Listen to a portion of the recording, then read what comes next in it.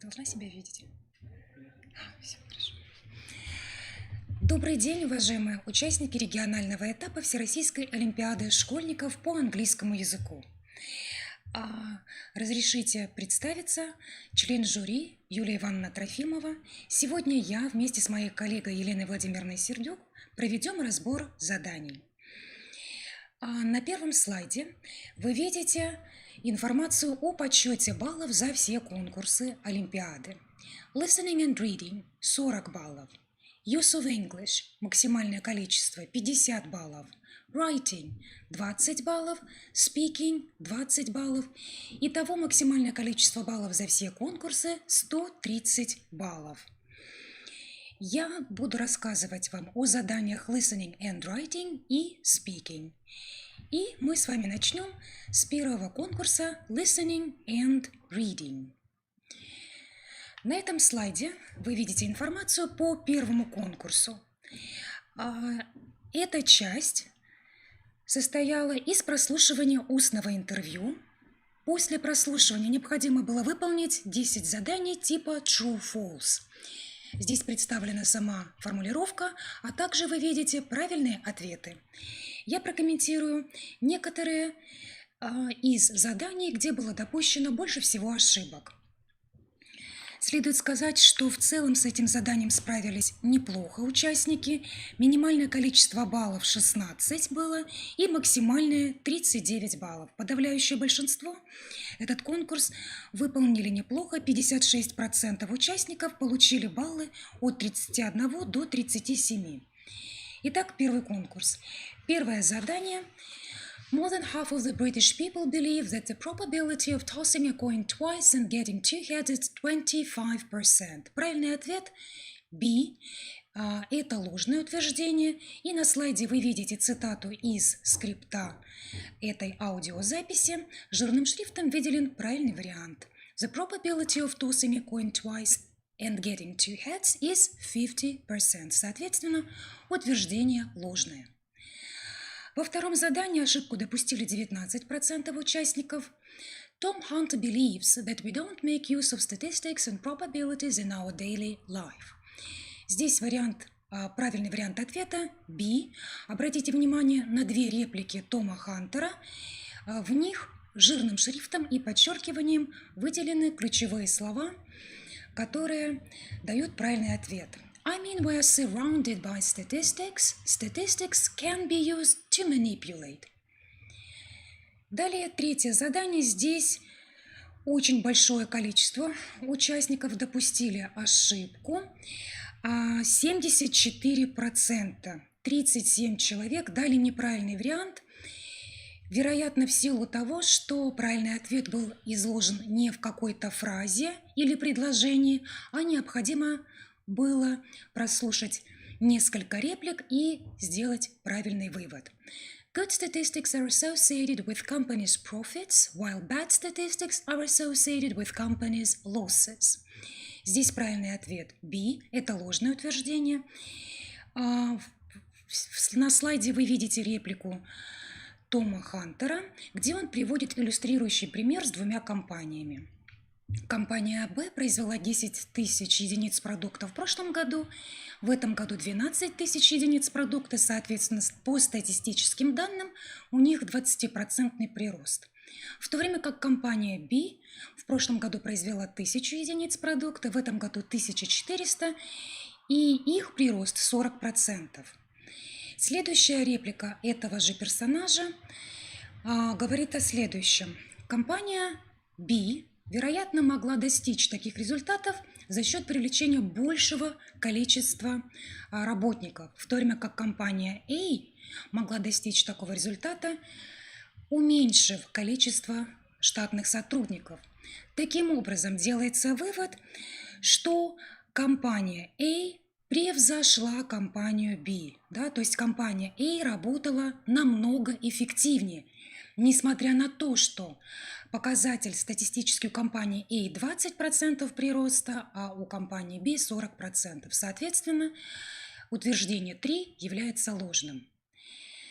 А следующий, номер 5, здесь допустили ошибку 35 участников. The results are more valid if you ask 50 people on the social media, then choose 5000 respondents randomly. Это ложное утверждение. Обратите внимание на выделенную фразу из текста по аудированию.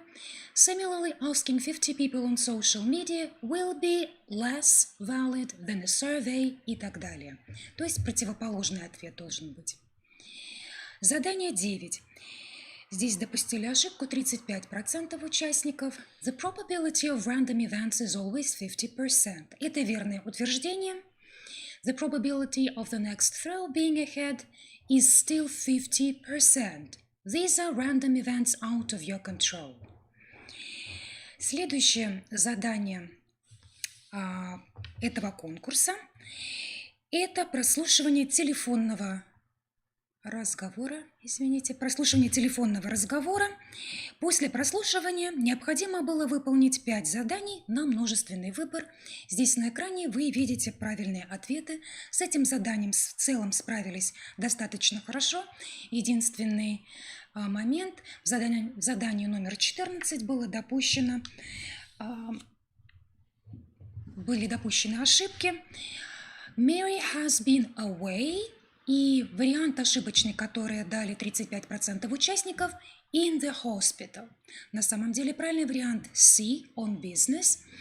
В реплике подчеркнут правильный вариант. She's been away a lot with work. То есть она отсутствовала по работе. Вероятно, ошибка была допущена в связи с тем, что в следующей фразе есть слово pain, which has been a bit of a pain, но это здесь метафора и никакого отношения к здоровью не имеет. Далее. Третье задание. Интегрированное задание по аудированию и чтению. Здесь представлено само задание на английском языке. А вот на этом слайде даны варианты ответов. Ой, я прошу прощения. Итак, участники читают письменный текст, прослушивают устный текст на ту же тему, затем отвечают на 10 вопросов. Это задание нацелено на проверку навыков аудирования и просмотрового чтения. По каждому из высказываний, следующих за текстом, участники должны ответить на вопрос, содержится ли данная мысль в обоих источниках, только в прочитанном тексте, только в прослушанном материале или ее нет ни в том, ни в другом источнике. Таким образом, этот тип заданий смешанный. Вначале необходимо было сопоставить высказывание с прочитанным и услышанным текстами, а затем выполнить тест на выбор из 4 предлагаемых вариантов ответов. И здесь были следующие трудности. Номер 17. In the 20th century, more than half of teenagers read something daily. Эту информацию можно было подчеркнуть только из текста по аудированию, и жирным шрифтом выделена та фраза, которая является правильным вариантом. In the 1970s, 60% of teenagers read a book, magazine or newspaper every single day. Это и есть правильный вариант. Задание 19. Здесь допустили ошибку 15% участников. Social media influences teenagers' ability to gather data. Эту информацию можно было подчеркнуть только из текста по аудированию. Well, social media, we know, it causes really negative mental impacts. И вторая часть ответа в конце реплики. They become less able to gather data. Задание 21. Ошибку допустили здесь 21% участников. Teens who don't read are less likely to get good jobs.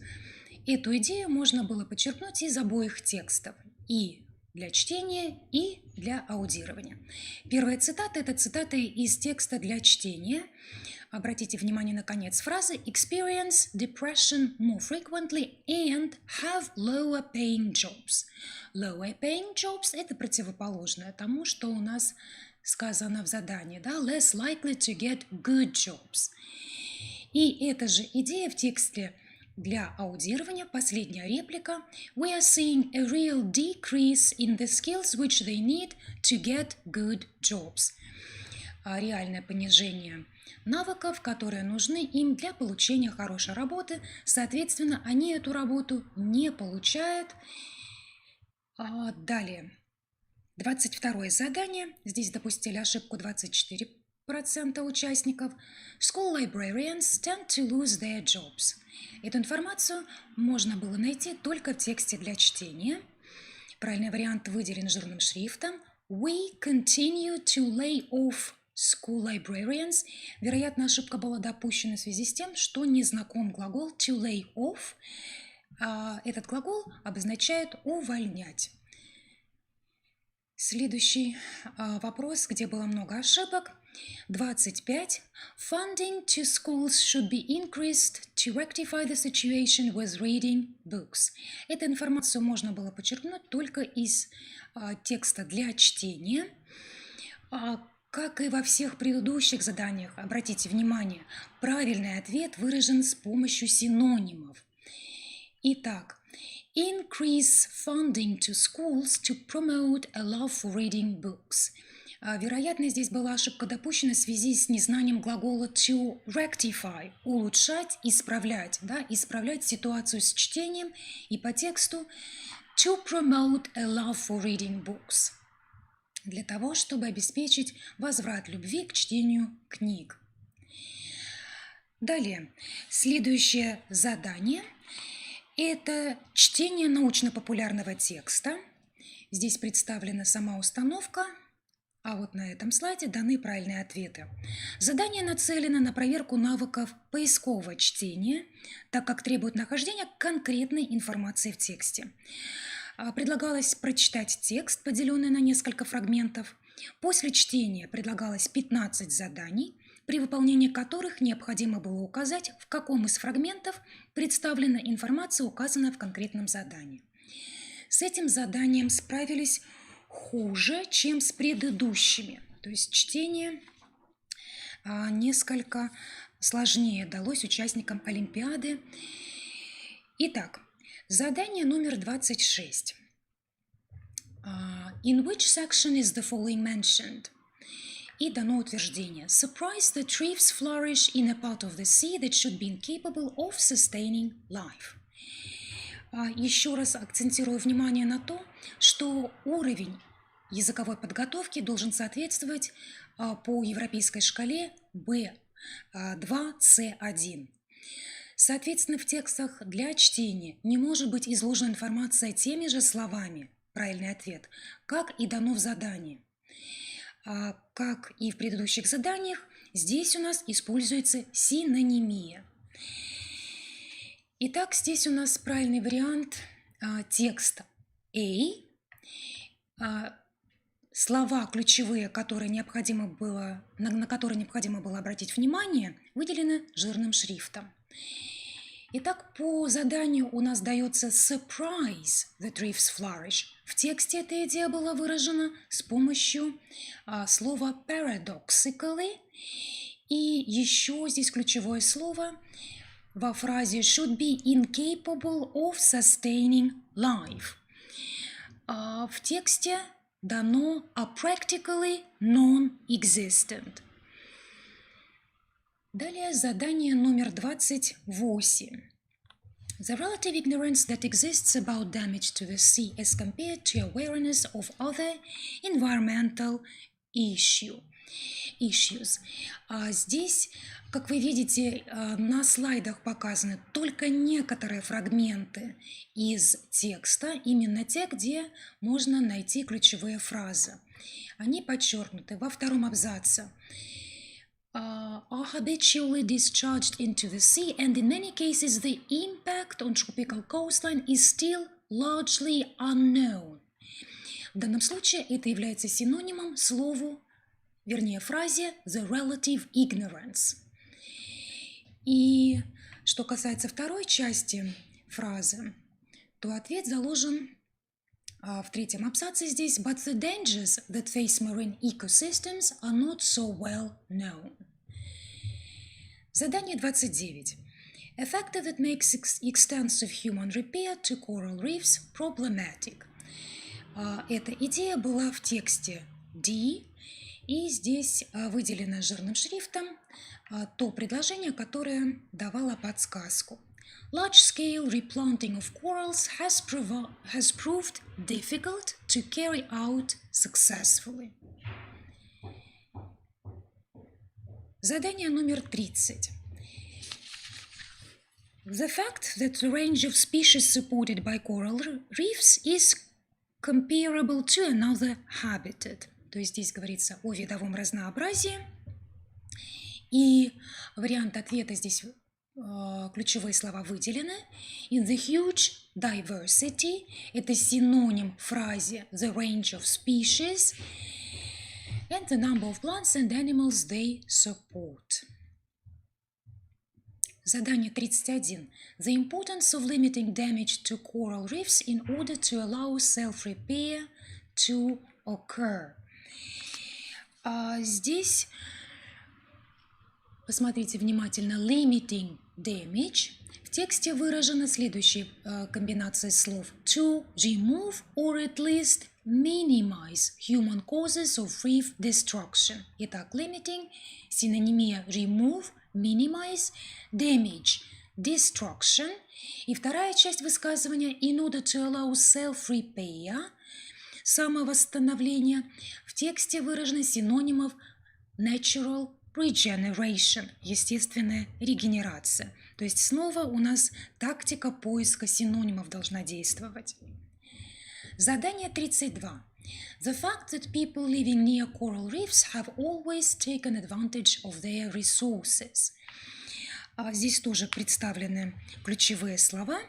Итак, пользуются преимуществом и пользуются преимуществом тем, что проживают возле коралловых рифов и пользуются их ресурсами, как это выражено в тексте, с помощью такого набора ключевых слов. Sustenance – жизнеобеспечение, bountiful harvest of food – щедрый урожай, invaluable as natural breakwaters – бесценны в качестве естественных волнорезов и так далее. 33 задание. The relative difficulty of evaluating different reefs according to how they are exploited. То есть здесь говорится об относительной сложности в оценке рифов, относительно того, как они эксплуатируются, как они используются. Evaluating – оценка. По тексту мы находим синонимию to calculate the worth, to put prices. То, что это сложно сделать, в задании было выражено словом difficulty, в тексте harder и complex. Задание 36. The reason why the capacity of coral reefs for self-repair is being diminished. Правильный вариант выделен жирным шрифтом. Причина, по которой способность рифов к самовосстановлению уменьшается, ответ дан вот здесь. Это связано с продолжающимся наступлением, натиском, вмешательством человека, которое влияет на способность к восстановлению естественных, к восстановлению. Да? To recover и self-repair являются синонимами. 37 задание. The considerable progress that has been made in improving public awareness of the threat to coral reefs. Опять синонимия. Public в данном случае выражена фразой world community. Considerable progress имеет синонимичную замену enormous advances. И awareness в тексте выражено our understanding of the problems facing reefs. 39 задание. The fact that as the threat to coral reefs has increased, so has awareness of the benefits they offer. То есть с возрастанием угрозы существованию коралловых рифов возрастает и осознание тех преимуществ, которые эти рифы предлагают. Жирным шрифтом выделены ключевые фразы. As reefs have become even more stressed, это синонимия the threat to coral reefs, their value to people has become thrown into sharp focus, то есть им уделяется первоочередное внимание. Это синонимия фразе has increased, the awareness has increased. Следующий конкурс – это конкурс устной речи, о котором я расскажу. Как и все задания Олимпиады, по сложности соответствуют уровню B2, C1 по шкале Совета Европы, и, соответственно, предполагается, что именно на таком высоком уровне участники умеют продуцировать как монологическое, так и диалогическое высказывание. Следует сказать, что с конкурсом устной речи все участники справились достаточно хорошо. Участников, которые получили 0 баллов по этому конкурсу, нет. Максимальное количество баллов получили 2 участника. Минимальным количеством баллов является 12 баллов, а большая часть, 43%, получили баллы от 16 до 17. То есть достаточно высокий результат. На этом слайде вы видите формулировку основного задания. Основное задание традиционно состоит из 2 частей. Часть 1 – это монолог. Это выступление по теме Community Character Reflected in Buildings на заседании английского клуба путешественников своей школы в форме виртуальной экскурсии, в которой рассказывается о здании, являющемся визитной карточкой города. Время выступления 2-3 минуты, и перед участником конкурса ставится задача прокомментировать в своем выступлении 4 аспекта.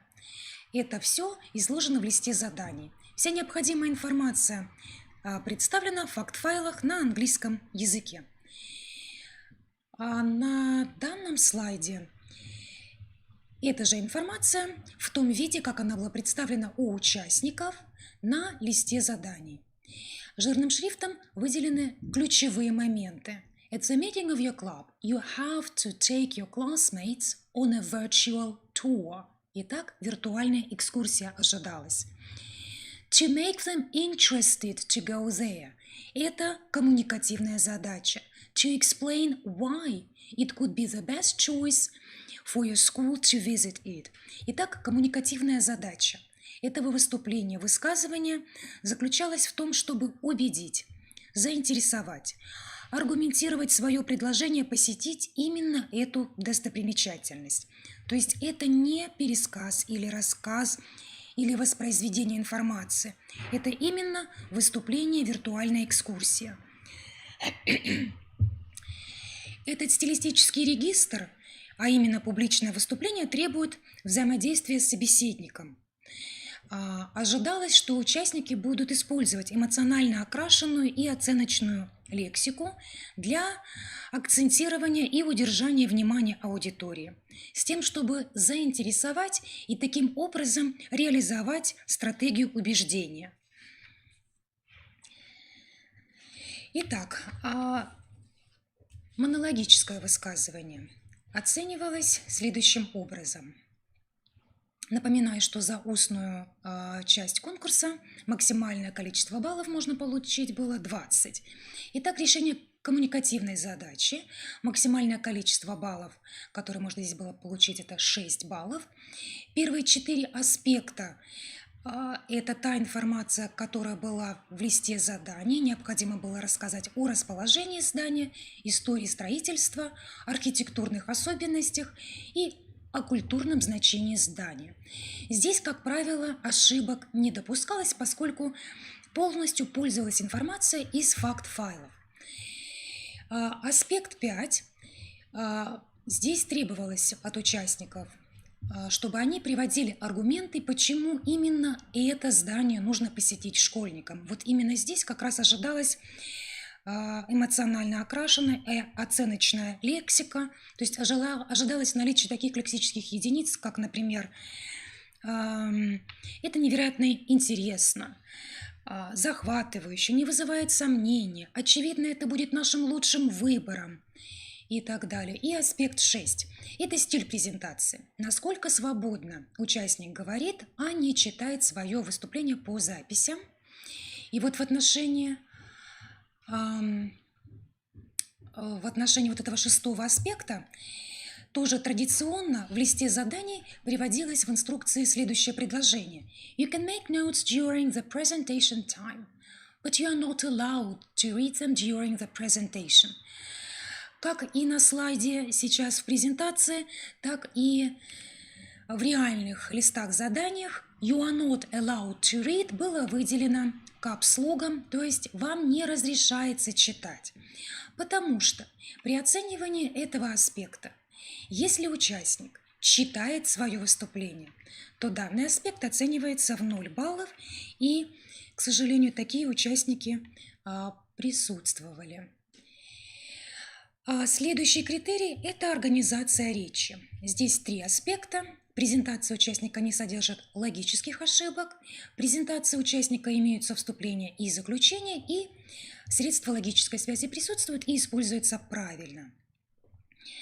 Ну, вот в отношении 2-го аспекта хотелось бы отметить особо, несмотря на то, что в тексте задания не было сказано, что вступление и заключение являются важными компонентами высказывания, ожидается, что участники, безусловно, начнут свой доклад, выступление, убеждение со вступления. Каким оно могло бы быть? Hello или любое другое приветствие. Dear friends, you all know we are here to organize a trip to London. И, например, I'm going to present to you the information about one of the most distinguishing, the most amazing, surprisingly beautiful building, the Gherkin, или другое здание. И, конечно, заключение требуется тоже. Оно могло звучать следующим образом. I hope, so I'm sure I've managed to persuade you to choose this very building for our school trip, или такого же рода.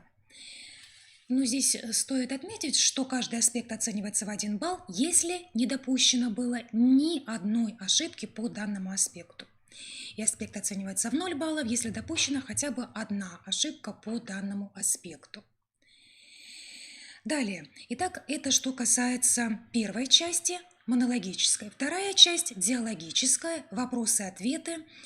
Участник 2 после прослушанной презентации задает 2 вопроса своему партнеру.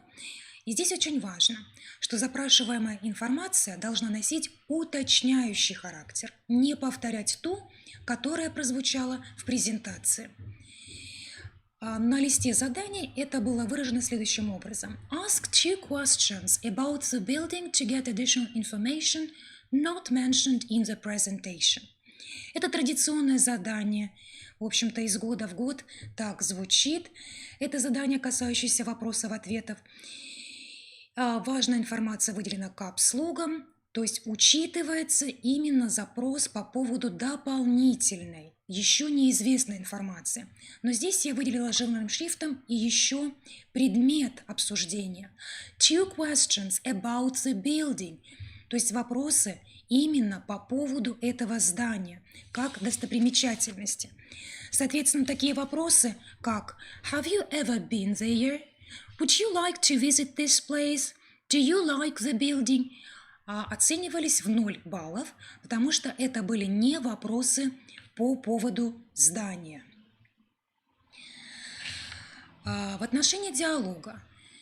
Решение коммуникативной задачи, этот критерий, максимальная оценка 5 баллов, 5 аспектов. Первые 2 – это сами вопросы. Аспекты 3 и 4 – это ответы, которые должны были быть логичными и фактически правильными. В общем-то, первые 4 аспекта достаточно прозрачные и понятные. 5-й аспект. Участник соблюдает нормы вежливости при ведении диалога с собеседником. Это важный момент, поскольку речевой этикет охватывает вот это коммуникативно направленное высказывание. И ожидалось, что в речевом этикете, конечно, будут присутствовать приветствие, благодарность. И речевой этикет должен был также проявляться в доброжелательном отношении к собеседнику в виде вопросов, которые были бы облечены в тактичную форму. Как это можно было бы сделать? Можно было бы использовать временные глагольные формы, которые придают вопросам вид вежливой просьбы. I wonder if you could. Would you please? Could you? То есть выражение субъективной модальности. Не мог бы ты? Я бы хотел уточнить. А не знаешь ли ты? И, конечно, благодарность в конце. Thank you for the presentation. I find it interesting. Thank you. I was waiting for this question. That's an interesting question. Отрадно отметить, что многие участники этот аспект достаточно хорошо выполнили. И 4, 5, 6 аспекты касаются оформления речи. Это лексика, грамматика, фонетика. Каждый аспект имеет максимальное количество баллов 2. И вы на слайде видите то количество ошибок, которое можно было допустить на максимальный балл. 1-2 ошибки, 3-4 ошибки, 1 балл, ну и более. 5 и более ошибок уже выводили этот критерий на 0 баллов. С точки зрения фонетических ошибок хотелось бы отметить те слова, которые присутствовали в факт-файлах и в которых были частотные ошибки. Dike, excavate, artifact, facade, cube, bolt, gherkin, IRA, IRA. Ошибка с названием здания в Лондоне, The Gherkin, достаточно странно, потому что в листе заданий для участников Олимпиады была дана транскрипция. Но, видимо, в силу волнения или в силу каких-то других причин участники не обратили на это внимание и неправильно произносили данное название. Ну и еще частотными были ошибки в названии цифр. 178 million в единственном числе euros, 138 million pounds.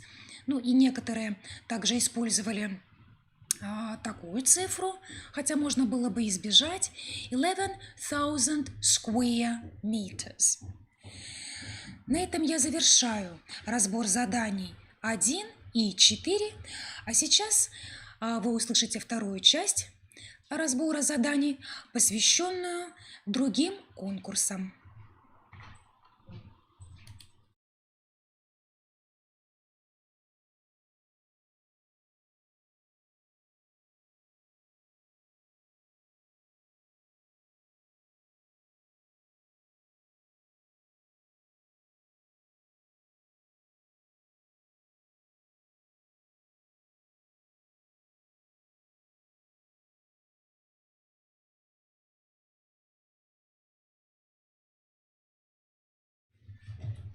Разберем задание «Конкурс Use of English».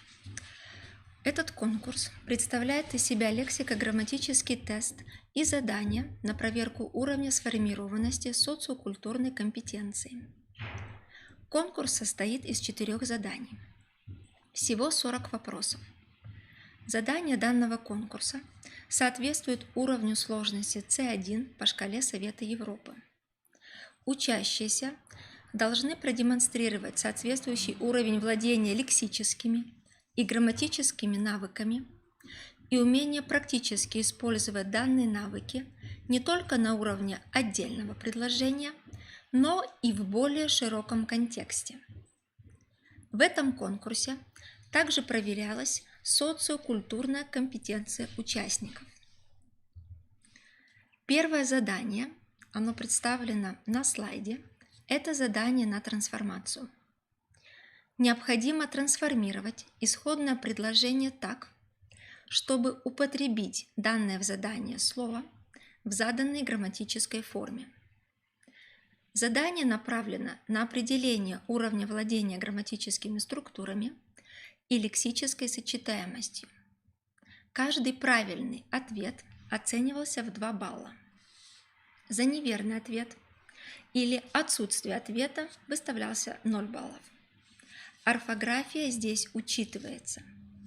Если дан грамматически правильный ответ, но в ответе допущены орфографические ошибки, ответ оценивается в 1 балл. Первый пример.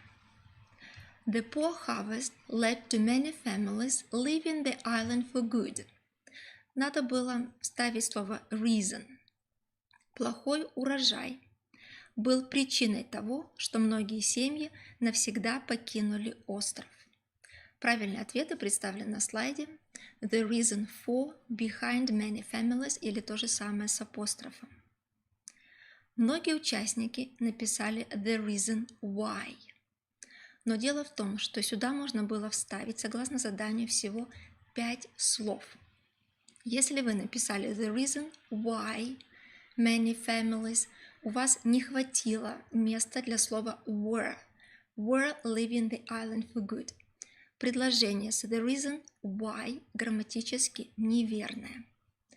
Правильные варианты, скажу еще раз, представлены на слайде. Только так. Второй вопрос. They would never make a decision so quickly again. Надо было вставить слово minds.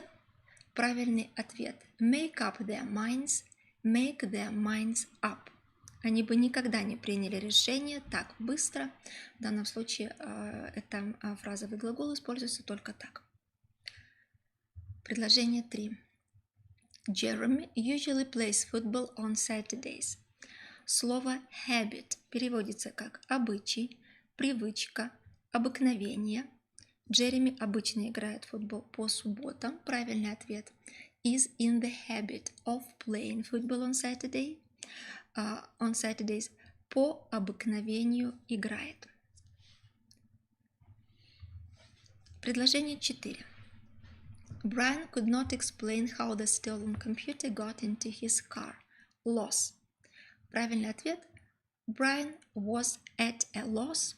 Loss – потеря, потерянность. Брайан был в замешательстве. Предложение 5. This film stands a very good chance of winning an award. Предлагалось использовать слово highly. В высшей степени, более чем. Правильные ответы здесь highly likely, probable, possible, predictable, the или this film. В высшей степени, более чем возможно, что фильм получит награду. Предложение 6.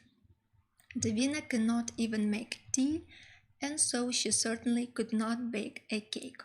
Alone. Правильный ответ let alone bake. Давина даже чай не может заварить, не говоря уже о том, чтобы испечь пирог. Предложение 7. Mary only complained because of the slowness of the service. Правильные ответы представлены на слайде. Это третий тип условных предложений. Если бы обслуживание не было таким медленным, Мэри бы не выразила недовольства или бы не пожаловалась. 8 предложение. The price of this toy has risen over the past 2 months. Слово now. Цена этой игрушки выросла за последние 2 месяца. Вам нужно было сделать, эта игрушка стоит дороже, чем 2 месяца назад. Правильные ответы вы также видите на слайдах.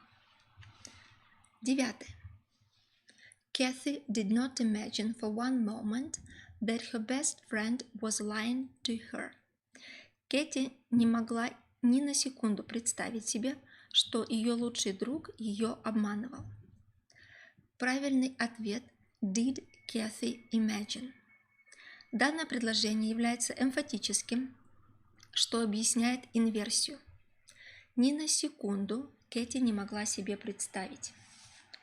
Поскольку задания на трансформацию по умолчанию предполагают полное сохранение исходной информации, предполагается, что никакие произвольные замены каких бы то ни было лексем, входящих в предложение, не допускаются. Замене подлежат только непосредственно, требуя элементы предложения. На этом основании не принимались варианты с синонимами movie вместо film, make вместо bake, think, believe, realize вместо imagine. Также не принимались варианты, в которых существительное заменяется местоимениями, так как при замене существительных местоимениями film, Kathy, смысл полученного предложения теряется. Предложение 10. Пол не мог покинуть дом весь день из-за ужасной погоды. Impossible. Правильный ответ made it impossible for. Ужасная погода сделала невозможным для Пола покинуть дом. Второе задание представляет собой задание на редактирование. Оно нацелено на проверку умения учащихся находить лишнее слово в строках связанного текста. Вниманию учащихся предлагается связанный текст, в некоторых строках которого встречаются лишние слова, искажающие лексическое или грамматическое значение предложения. Учащиеся должны определить, какие строки предложенного текста являются неправильными, и выписать лишние слова. Данное задание направлено на определение уровня владения грамматическими структурами и лексической сочетаемостью. Каждый правильный ответ оценивался в 1 балл. За неверный ответ или отсутствие ответа выставлялся 0 баллов. Орфография не учитывается здесь. Посмотрим, какие были примеры. На слайде представлены ключи ко всем предложениям здесь. Давайте разберем. 11. Лишнее слово выделено жирным шрифтом. Слово through. Давайте прочитаем. Just like any you could see and perhaps still can. Которые вы могли видеть и, возможно, еще можете видеть. To see through переводится как видеть насквозь, раскусить. В данном случае это лексическая ошибка, она искажает лексическое значение предложения. Предложение 12 является правильным. В предложении 13 лишнее слово never. Because I can recall her. Я вспоминаю, как она говорила. Предложение 14 является верным. В предложении 15 лишнее слово if. As she held up to herself. Когда она демонстрировала или держала перед собой. Предложение 16 лишнее слово much. First to his delight. Сначала к своему восторгу. Предложение 17 лишнее слово out. Attempting to draw near. Draw near переводится как приблизиться. Draw out – извлечь, снимать деньги с банковского счета. В данном случае это лексическая ошибка. Предложение 18 является правильным. 19. He seemed taken aback. Лишнее слово здесь have.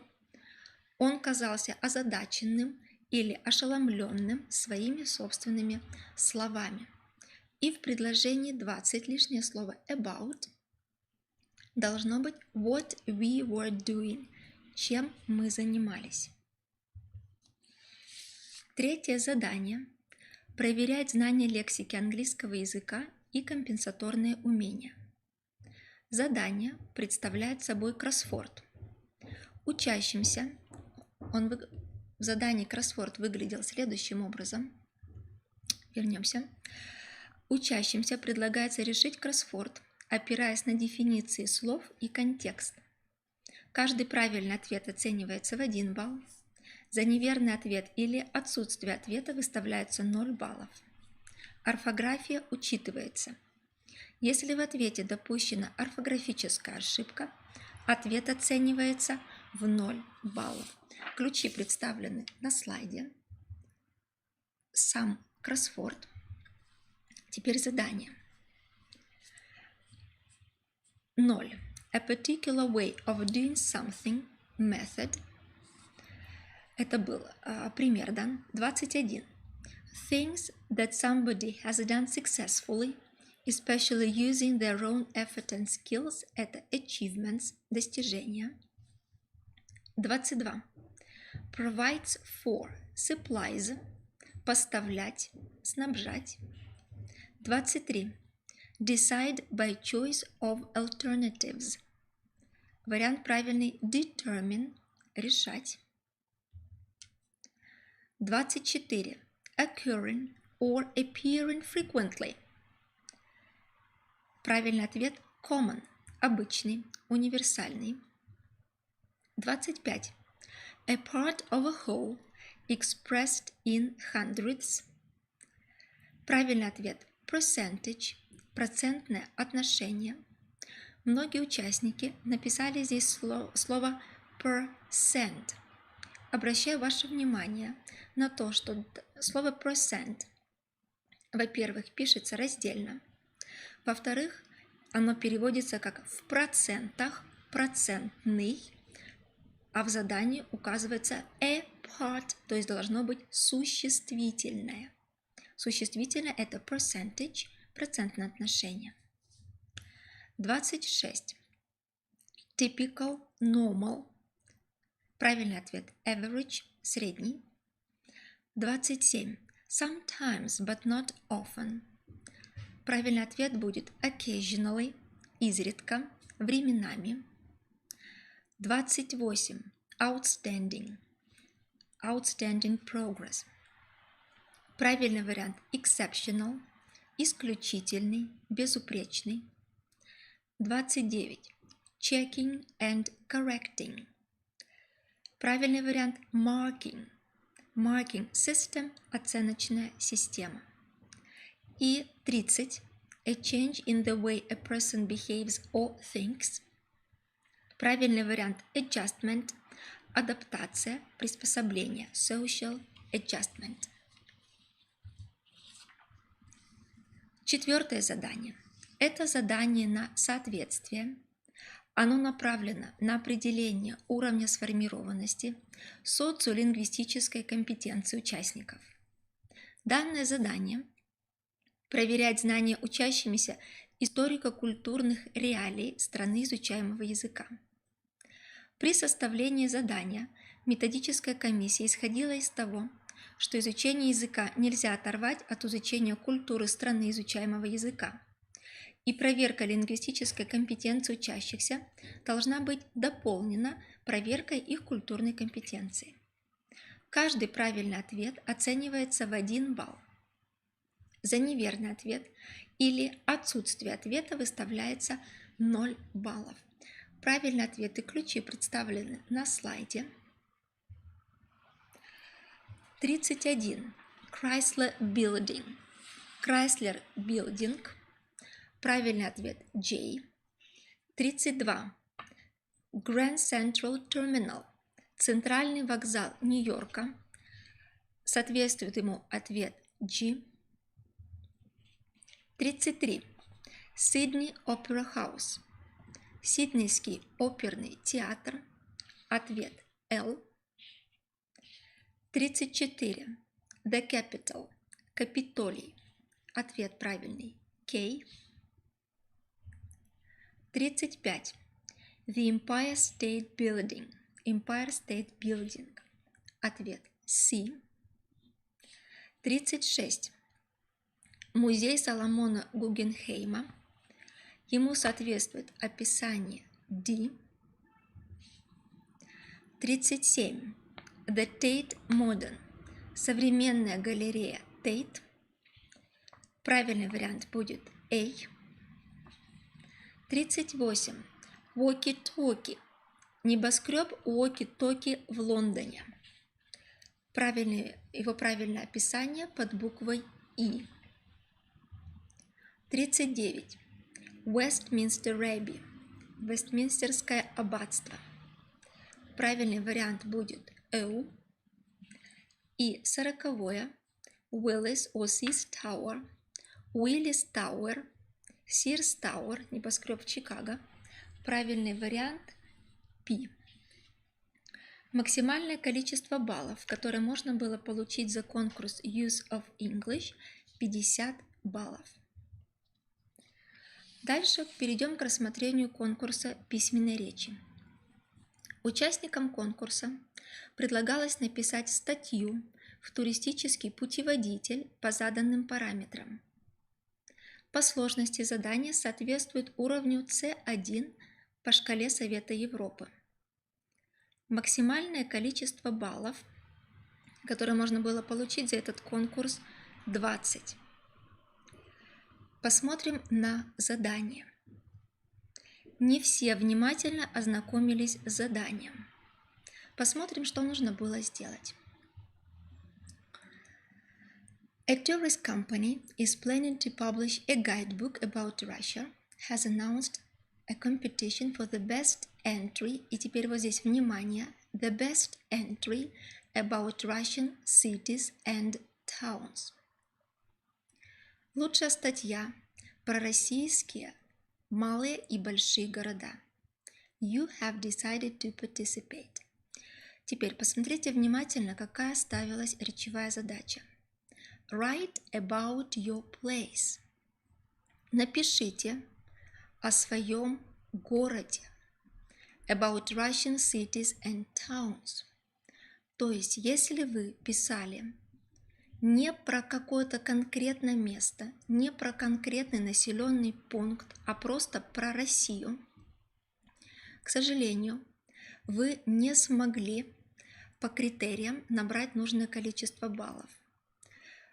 К сожалению, у нас были работы, оцененные в 0 баллов. Чаще всего это были работы, где дети не поняли речевую задачу и писали просто о том, какая будет Россия через 50 лет.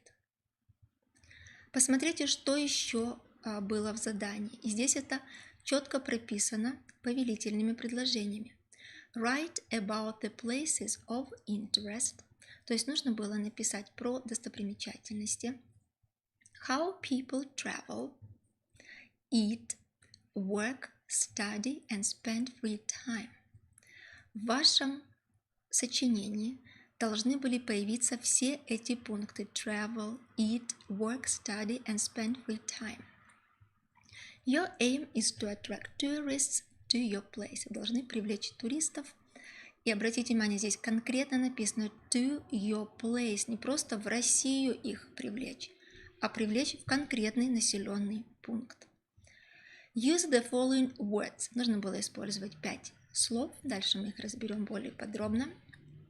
Underline the required words. И хочу обратить особое внимание на требования к объему. Здесь выделено жирным шрифтом, сколько слов нужно было написать. 200-250 слов. Обратите внимание, что перед участниками конкурса не стояла задача написать как можно больше. Надо было написать максимум 250 слов. У нас были работы, в которых участники написали 300, 320, 340 слов. Мы проверяли только 250. Получается, что какая-то часть их сочинения в проверку не вошла, и они потеряли баллы за решение коммуникативной задачи и особенно за организацию своего письменного высказывания. Что еще было важно здесь? Здесь тоже это дается в задании. Provide the title and the subheadings for your entry. То есть в письменном высказывании нужно было обязательно написать заглавие и подзаголовки. Давайте рассмотрим критерии и параметры оценивания по критерию решения коммуникативной задачи. Здесь максимально можно было набрать 9 баллов. Какие параметры? Во-первых, ответ участника написан в жанре статьи для справочника путешественника и соответствующем заданию стиля. Это было сочетание нейтрального и неофициального стиля. Посмотрим, что является нейтральным стилем. Стилистическими ошибками считаются сухость, отсутствие эмоционально окрашенных лексических и грамматических конструкций, преобладание и неоправданное использование сложных предложений, специальной терминологии, архаичные книжные лексики, препятствующие простоте и доступности восприятия. Второй параметр. Статья участника создает привлекательное впечатление для туристов. Здесь с задачей справились все участники. Параметры с 3 по 7. В тексте участника есть описание всех пунктов содержания. Эти все пункты были указаны в задании. Достопримечательности, транспорт, питание, учеба и или работа, места и или способы отдыха. Теперь посмотрите на слово «описание». Описание предполагает, что это не одно предложение. Если у вас было написано всего одно простое предложение, параметру это не соответствует, описание должно быть более развернутым. Параметры 8-9. В тексте участника правильно использованы указанные в задании слова. Слова были cater, integrated, obsolete, software, vehicle. Посмотрите на количество баллов. Если менее 2 слов, то есть это одно получается слово, 0 баллов. 2-4 слова использованы правильно, 1 балл. И все 5 слов использованы правильно, это 2 балла. Более подробно остановимся на этих словах. Cater – это глагол, переводится как обслуживать, угождать, снабжать провизией, принимать во внимание. Integrated – прилагательное, интегрированный, объединенный. Obsolete – это прилагательное, переводится как устарелый, отживший, вышедший из употребления, атрофированный, рудиментарный. Например, когда вы пишете про школу, вы могли бы написать obsolete equipment, устаревшее оборудование. Хорошо справились со словами software, vehicle, они более простые. Software – программное обеспечение, программные средства. Vehicle – автомобиль, автотранспортное средство. Следующий критерий – это организация текста. За него можно было получить максимально 5 баллов. Текст статьи построен, параметры. Текст статьи построен логично. В тексте присутствуют и правильно используются разнообразные средства логической связи. Ошибки – это 0 баллов, нет ошибок – 1 балл. Текст статьи правильно разделен на абзацы, также 1 и 0 баллов можно было получить. Параметры 12-14. В тексте статьи присутствуют все структурные компоненты. Параметр 12 – это вступление, основная часть и заключение. Если есть ошибки, 0, нет ошибок, 1. Если вы написали больше, чем 250 слов, например, 300 слов, понятно, что получается у вас есть ошибки по данному аспекту, у вас нет заключения, да, то здесь вы потеряли баллы. 13 – это заголовок. Наличие заголовка давало целый балл, то есть нет ошибок по данному аспекту, это 1 балл. И подзаголовки, нет ошибок по данному аспекту, это тоже 1 балл. Отсутствие подзаголовков во многих работах мы связываем с тем, что участники невнимательно прочитали задание или, возможно, не поняли слово подзаголовки. Следующий критерий – это языковое оформление текста. За него можно было получить максимально 6 баллов. Параметры 15-16 – это лексическое оформление текста. 17-18 – грамматическое и 19-20 – орфографическое и пунктуационное. Что считалось лексическими ошибками? Это ошибки в неправильном употреблении слова в контексте, ошибки в словосочетаниях, пропуск слова, когда это не влияет на грамматическую структуру предложения, ошибки в словообразовании, если не меняется часть речи, послелоги во фразовых глаголах и ошибки в написании слов, которые меняют значение слова, например, слова think, thing. Грамматические ошибки – это ошибки в употреблении артиклей, предлогов, видовременных форм глаголов, неличных форм глаголов, степеней сравнения прилагательных и наречий, местоимений, ошибки в порядке слов предложений, пропуск подлежащего или сказуемого, ошибки в словообразовании, если меняется часть речи, и употребление its вместо стяженной формы its или наоборот. Орфографическими ошибками считаются ошибки в написании слов, которые не приводят к образованию нового слова. И если один раз слово написано правильно, а другой раз неправильно, то неправильное написание считается орфографической ошибкой. При подсчете пунктуационных ошибок учитывались только следующие ошибки.